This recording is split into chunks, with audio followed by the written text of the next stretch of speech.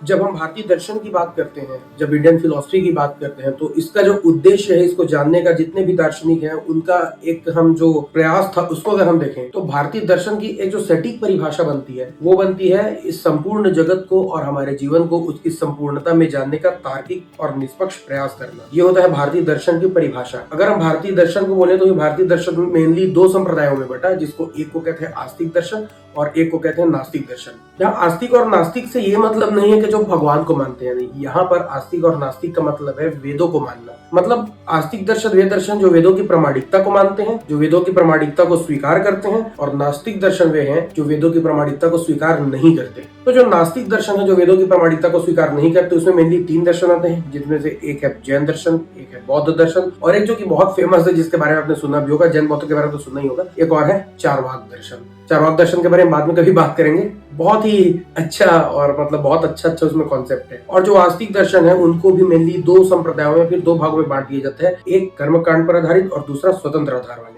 तो जो कर्मकांड पर आधारित दर्शन है, उसको बोलते हैं मीमांसा दर्शन, और जो ज्ञान कांड पर आधारित दर्शन होते हैं, उसमें मेनली हमारे शंकराचार्य का अद्वैतवाद, विशिष्ट अद्वैतवाद, जिसको रामानुजाचार्य ने दिया था, और जो स्वतंत्र आधार वाले दर्शन है, उनमें मेनली आते हैं न्याय दर्शन, वैश्लेषिक दर्शन, सांख्य दर्शन और योग दर्शन। आगे किस दर्शन के बारे में आप जानना चाहते हो, उसके बारे में कमेंट करो, उसके बारे में हम बात करने की कोशिश करेंगे।